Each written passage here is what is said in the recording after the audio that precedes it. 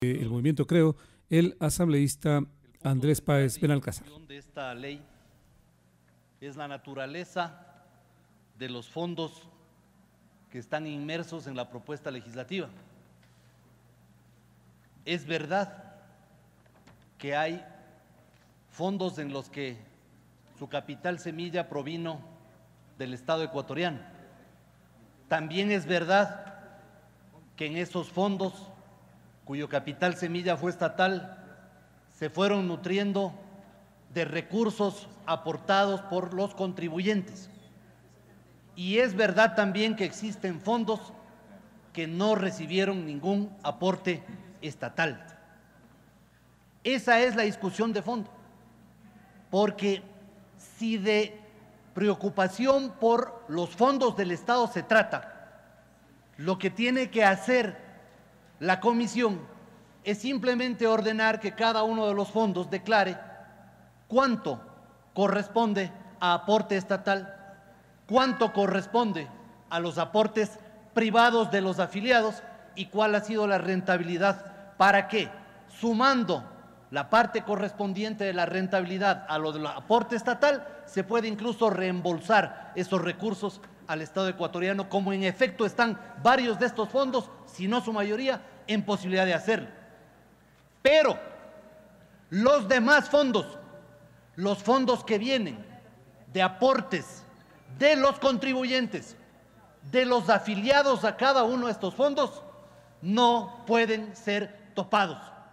El artículo 226 de la Constitución establece el principio de legalidad con dos connotaciones. La primera, ningún servidor, incluyendo los legisladores, puede hacer otra cosa que no sea lo que está consagrado en la Constitución y en la ley. Por lo tanto, ningún legislador puede ni firmar un informe, ni consignar un voto para que mediante ley se le despoje a una persona de sus recursos que tienen el carácter privado y de su derecho a decidir en dónde depositarlos y el destino que ha de dar a esos recursos. Y en segundo lugar, el mismo artículo 226 consagra que no hay servidor público exento de responsabilidad. Por lo tanto, quienes están en este momento poniendo en riesgo la titularidad de fondos privados tienen que estar advertidos de las consecuencias que aquello entraña.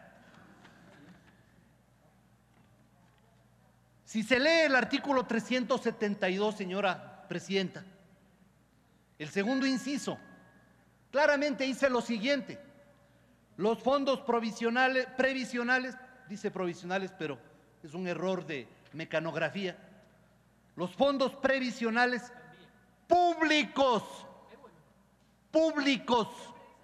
mientras la resolución de la Superintendencia de Bancos número 504 habla de fondos previsionales cerrados privados.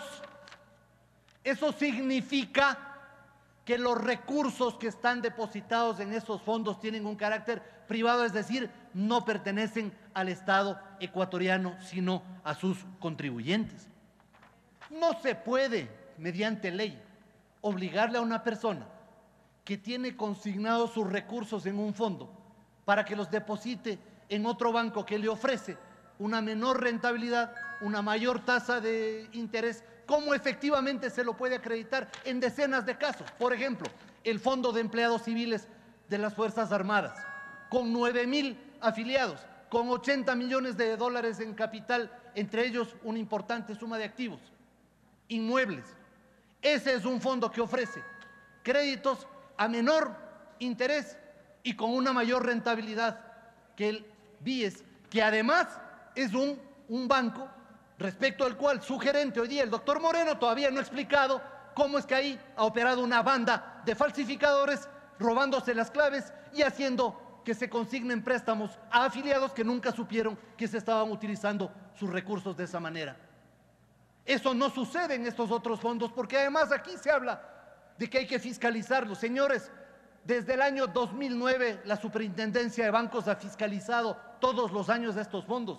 Estos fondos, además, por mandato legal tienen auditor interno y todos estos fondos cada 2 años tienen que someterse a una auditoría externa contratada y ese auditor tiene que ser calificado por la Superintendencia de Bancos.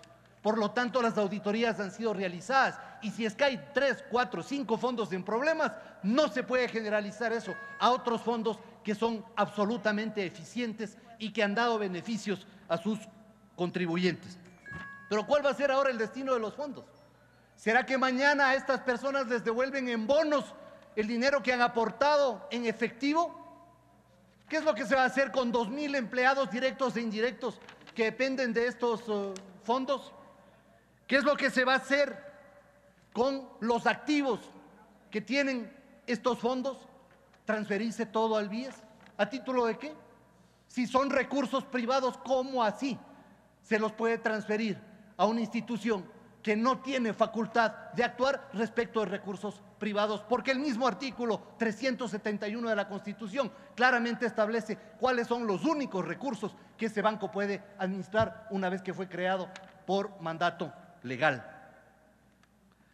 Pero además, en las reformas, en el artículo 2, numeral 5, en las transitorias 11 y 12, en las reformas que se plantea se remiten a un cuerpo jurídico que no existe todavía porque no ha sido promulgado el Código Monetario y se anticipan a decir que ese comité es el que tiene que regular todas las actuaciones relacionadas con este fondo. Y les tengo además malas noticias, porque esos fondos no es que están disponibles pues los recursos, no es que puede el BIES venir y tomarse los recursos, porque estos fondos en más del 92% están ubicados en créditos a los afiliados de los diferentes fondos. Entonces esas sí son realmente malas noticias porque no son fondos de libre disposición como alguno hubiera esperado que sea. En cuanto a la declaración sesgada y mutilada que se hizo ahora de la intervención del profesor Casteló en la comisión, quiero explicar que en el año 1960 se creó el Fondo del Magisterio Nacional, con un aporte del 3% de cada uno de los maestros y que se lo denominó cesantía adicional.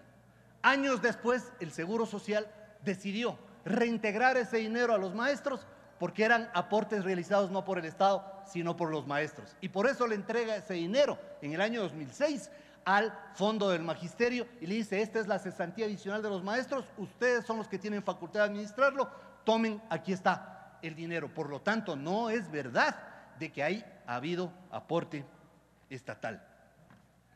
Se decía que en los fondos que se mencionan en este proyecto de ley, el dinero ha desaparecido.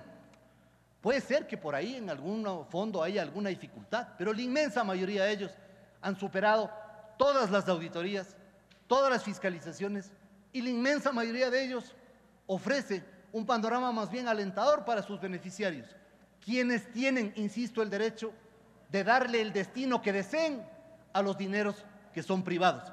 El dinero que sí desapareció es el de COFIEC, en manos de DUSAC, con la ayuda del primito del presidente. Eso es diferente. Aquí no estamos hablando de dinero desaparecido en manos de los maestros.